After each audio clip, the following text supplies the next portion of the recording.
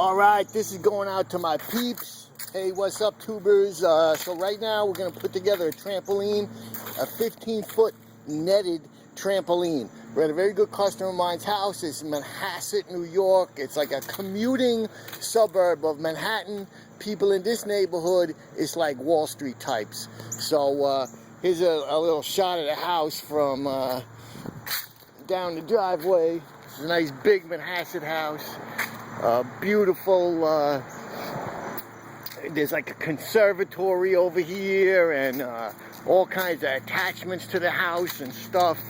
So what we're going to do is we got a whole bunch of these trampoline boxes here. It gets delivered in a whole bunch of boxes. So I'm just going to show you. We're going to take all of these to the back. Some of them are quite heavy because they got the big metal pieces in them. 1, 2, 3, 4, 5 boxes. We're going to bring the boxes back close to where the trampoline's going to end up. And we're going to do our assembly like at the site where the trampoline's going to end up. I'm going to show you the details and make it a quick vid. It's not going to be like the whole assembly in the vid. It's just going to be spot of each assembly process. Alright, so I got some of the motherfucking boxes are pretty heavy. I found this fucking rusty old wagon with flat tires and I loaded everything on top and dragged it back into our assembly area. First thing we're going to do, and it's also the first thing I like to do in a lot of my projects, is unbox. So I've brought along a garbage bag. We're going to use some of the old boxes that this comes in. After we get them out, they're going to be old boxes. Right now they're new boxes. We're going to use those for some garbage, but like a lot of the packing materials and stuff we're going to put in the garbage bag. We're going to unpack everything and lay it out in like an organized fashion. Number 1, inspecting for damage, and number 2, organizing everything so we can get right to the assembly. I personally, in my career, probably have about 25 trampolines under my belt. You know, I got a little experience. It's not like I do it every day. You know, maybe 2 or 3 a year or something like that. So it ain't my first time at this rodeo. Take a couple hours. It's a lot of repetition. It's like, you know, put this screw into this hole and then repeat it 89 times. Clip this spring to this D-ring and complete that 89 times. A lot of repetition. So let's get right down to it. Alrighty, so we've got everything opened. Here's our pile of old boxes. A minute ago they were new boxes, now they're old boxes. We're going to bundle these up with a couple of pieces of twine and roll them up to the garbage for the pickup by the sanitation guys. And here you see I have everything lined out. Let's start over here. These are like the legs. These are the uprights. That's the metal, those 2 piles of the metal for the big trampoline ring. These are going to stand up above with the padded sections, and the enclosure, the netted enclosure, is going to get attached to that. A box of springs, some clamps, 2 boxes of clamps. There's our hardware, just a bunch of screws, machine screws, our instruction manual for the trampoline, our instruction manual. Well, actually, this is the instruction manual for the enclosure. The netted enclosure. This is the instruction manual for the trampoline. We have our blue pad that goes on top of the springs. They haven't included some tools. This tool I find a little useful for getting the springs on. These type of tools that you will often find included in like IKEA furniture and self-assembly kind of things. Stuff like this, just get rid of that crap. It's total garbage. If you attempt to put anything together with tools of that type, you're just going to end up getting frustrated. You're going to hurt yourself. You're going to get blisters and cuts on your fingers. So we're going to use like an adjustable wrench, whichever one we need. We're going to use like a real screwdriver. Throw those tools away. I also got sockets, and we're going to put on, possibly use our power driver to do some multiple assemblies. And we also have our safety placard, and the instruction manual is pretty well laid out. There's advice and risk of injuries for putting it together. The thing I like is the accident categories. Somersaults landing on your head or back can cause neck injuries. The probability of an injury increase if more than one person jump on the trampoline. And you can tell this was translated from another language because listen to the way it's worded. The probability of an injury increases if more than one person jump on the trampoline or lose control of their jump. Users can collide, fall down from the trampoline, and land wrongly on the jump mat and on each other. Smaller users will more easily be hurt in this case. Climbing on or jumping off the trampoline mat is approximately 1 meter above the floor. Hitting the framework or springs when playing. Stay in the center of the mat. Lose control. When you lose control in your jump and you land wrongly on the mat. Blah, blah, blah. Don't use drugs or alcohols. Don't collide with objects like trees and wires and bad maintenance and weather conditions. Don't use it in the rain. I like that part. And one thing I want to bring to your attention, warning, 3 adults in good physical condition are required for the following assembly. Wear proper shoes and maintain balance. Okay, they're calling for 3 people to put this together. You're going to watch your favorite handyman, Dino the handyman, in the YouTube's own handyman zone, right here and now, assemble this trampoline by himself. No 3 people are needed. They may recommend it, but it's not needed. All right, we're going to get rid of this garbage and then come back and start assembly. I like the work area nice and neat. Okay. All right. First step in assembly is I took these W shapes and I laid them in a rough circle. And then I took these legs, I think they call them F and G, and the legs slip, they slip on, and then this screw goes in, and I used the power screwdriver to put the screws in, and I'm telling you, if I had attempted even one of these screws with that little stupid goddamn screwdriver they supply, I would have been like sitting there for 15 minutes just to get one screw in. Definitely a battery operated power screwdriver, big help in that step. So we're going to move on to the next step, which is remove these plastic plugs because we're going to be using the enclosure, and then we're going to assemble the top rail. We're going to piece together the top rail.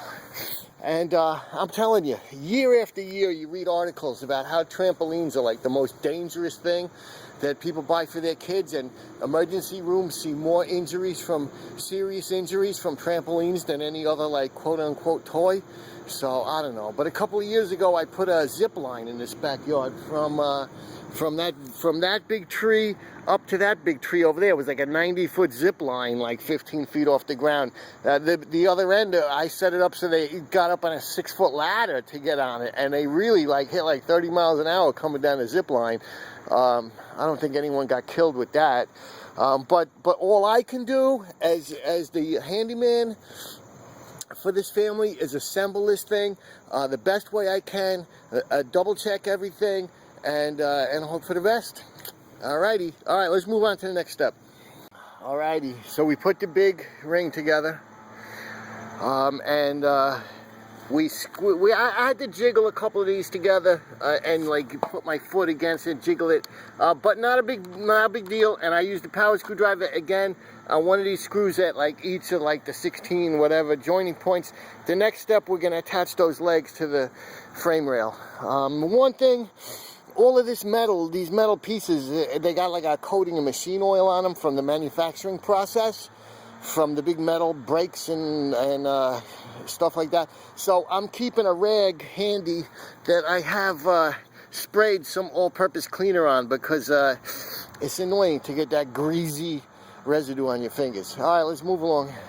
All right, so alrighty, so we got all our W legs attached to the big round frame. That went without a hitch.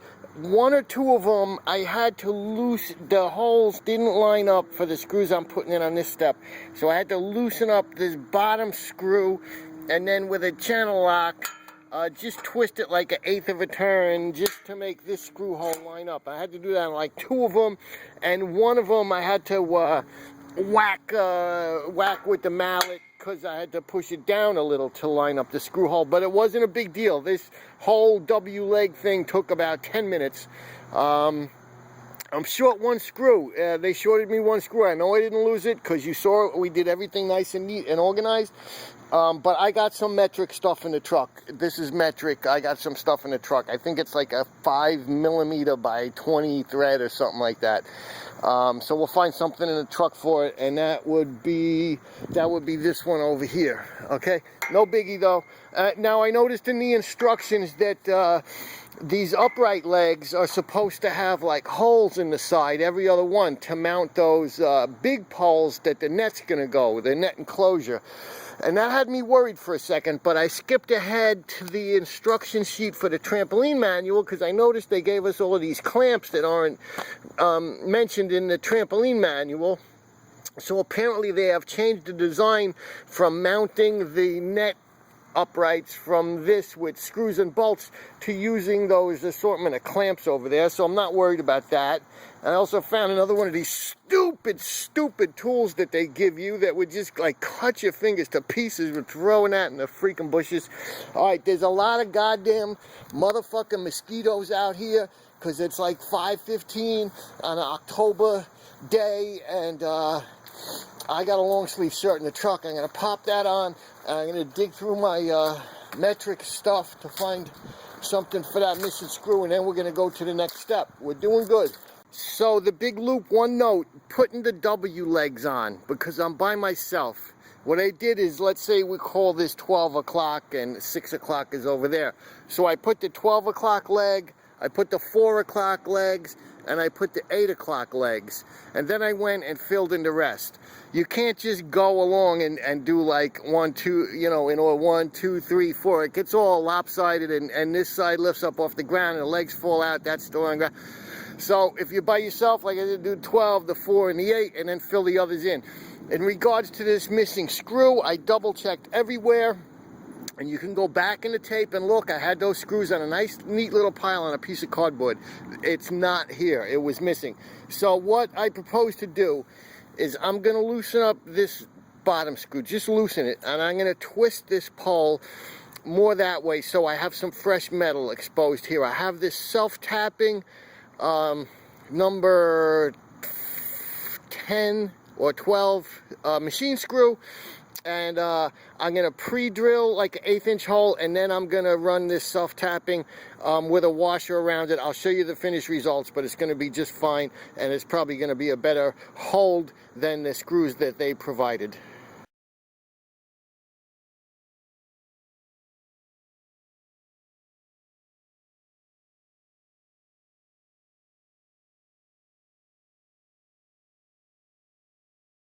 So just like I said, I rotated the leg a little bit to get some fresh metal. I pre-drilled, and then using a Torx and a couple of washers, I put in that nice screw that I just showed you in the still picture. Now the ground, and that's a nice safe repair, and that's a benefit of calling like a professional handyman like me, because I can overcome obstacles like that where it would throw a regular homeowner for a big loop.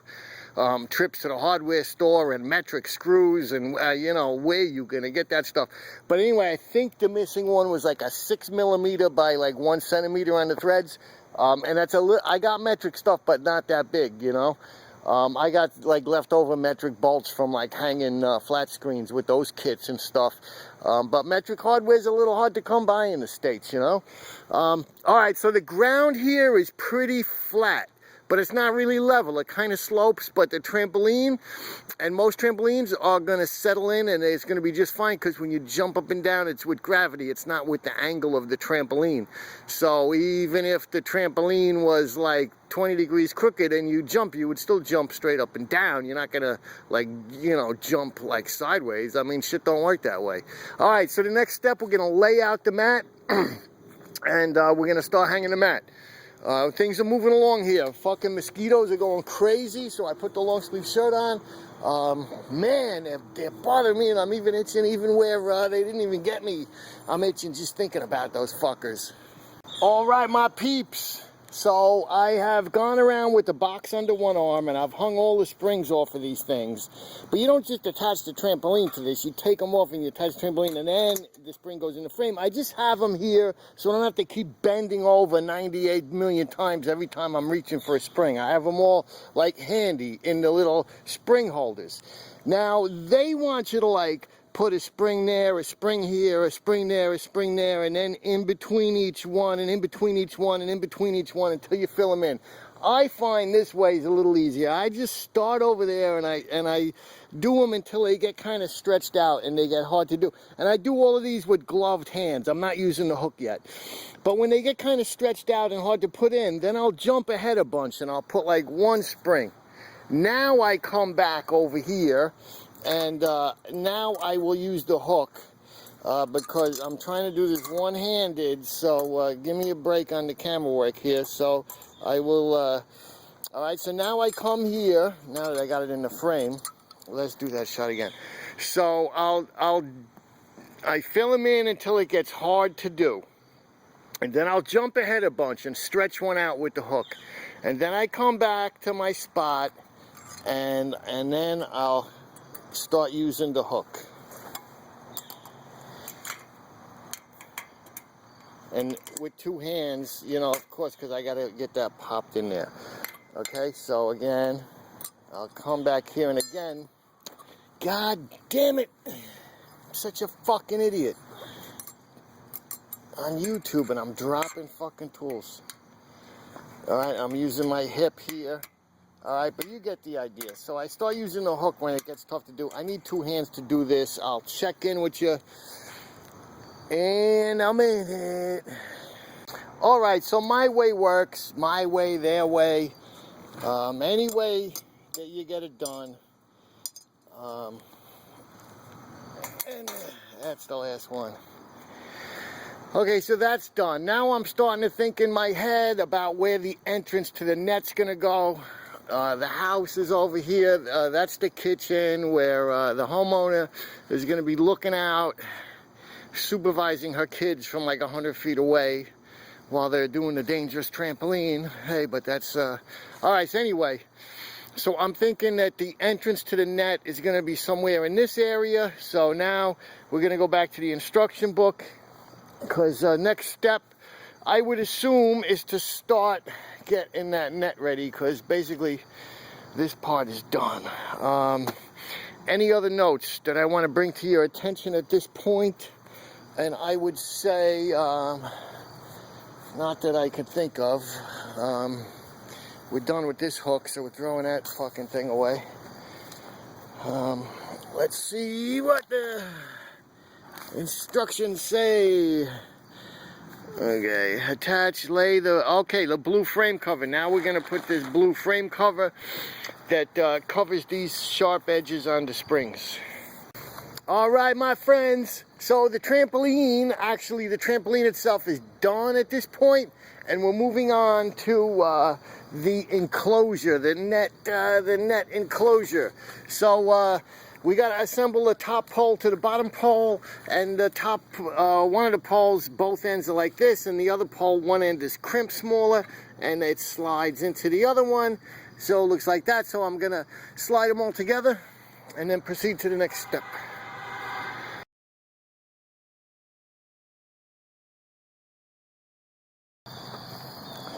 Alrighty, so where did I leave off? Okay, so, alright, number one, the work area is nice and neat. We like to keep everything nice and neat. Minimum, just the one little box left.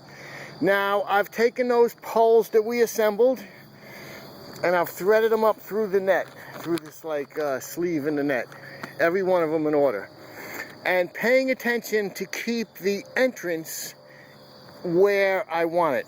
And the entrance one is this one with the yellow strap on it. So I want the entrance like here or there, facing the house. And I've placed the clamps, 2 clamps at each down post, strategically around the whole trampoline. I've opened the clamps and placed the 2 lock bolts on the ground near each clamp. 2 lock bolts. They're metric. I have a ratchet, a 1/4-inch ratchet to help speed up the process. I have a 3/8 socket, and that's a 10mm bolt. It fits, but it's a little tight. But hopefully it'll work, or else I'll use an adjustable wrench. And the way they want this done is one clamp at the bottom of the W leg, not the extender tube. One clamp at the bottom with the net pole through it, and another clamp at the base of the round tubes. And I got to do this all by myself. I think the first one, once I get the first one up, I think the rest will be easy. So, and thoughts at this point? Do I have any? No, I just want to get this thing done, which I should be done in like 20 minutes or so. So we'll check back shortly.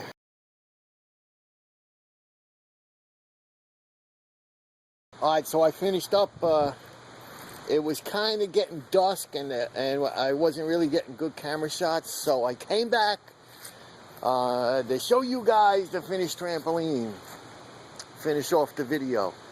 And what I did, I think, as the camera shots were getting bad, we were just up to doing the netting, and the way it worked out is with the netting is these clamps, and they were the first one was a real pain to do because I was working by myself as usual, but once the first one was done, the rest were really easy to do. They just kind of went into place, and I just kind of clamped them, and I did end up with a 10mm socket, and that's all I needed on my 3/8 ratchet, and it made the installation a breeze. So there's 2 clamps on each leg that hold the upright that holds the net, and included in the parts package were these blue caps that weren't in the instruction manual, and they weren't in the in the diagram or anything, but I had figured out that they're actually caps for the hinges to keep the little kids from scraping their legs on the sharp edges. What else? Alright, so we finished up. Oh, and one other thing, in the instructions they had these clips for the netting. These clips go underneath and attach to the spring, but in the instruction they had you attaching them to the D-rings, which they absolutely do not fit to the D-rings. So I think that got lost in the translation, and so I figured out where they go, which is actually onto the other end of the spring. And then go around and you tuck your padding and your netting in behind all the poles, and it's just really nice and neat, and I'll walk you around it. And as we're coming up to the front entrance right here with the yellow tabs, and you can see I have everything lined up. I have the first warning label on the pad, I have the placard, and I have the inside warning label. Everything as far as the entrance lined up to the kitchen window where the mom can watch the kids. So generally a pretty easy project. A lot of repetition on these trampolines because everything's the same. You do one thing and then you got to do it 39 times as you work your way around. Or if it comes to the springs, I think there was like 108 springs or something like that. A lot of repetition, pretty monotonous, but done, and a good job as it turned out. So hey, once again, thanks for watching my vids. I hope everybody learns there's a lot of crossover skills in any of my projects, and I try to emphasize those. So whatever it may be, even if it's putting a trampoline together, there's skills that you're going to use for other projects. And general life skills. So look, if you like what I'm doing, number one, if you're not a YouTube subscriber, sign up for YouTube now and get yourself an account. And once you do that, subscribe to me, or if you're already a YouTube account, subscribe to me. Give me a thumbs up on the video, and if you got any questions or comments, or you want to see any projects, questions and comments on the particular projects, leave in the comment section below. You can also go to my channel if you have like anything you'd like me to do, and I may consider doing it, making a video about it. Be it anything, from sticking my head up my ass to like changing fluorescent light tubes. So, you know, if you're watching this far into the video and you're still paying attention, you know, good for you. So, thank you, and don't forget to subscribe and give the thumbs up. And the reason that's good is because these videos go all over the world. And as I explained to you, there's a lot of crossover skills. And when you give me a thumbs up, and when you subscribe to me, what it does is it knocks me higher up in the YouTube search.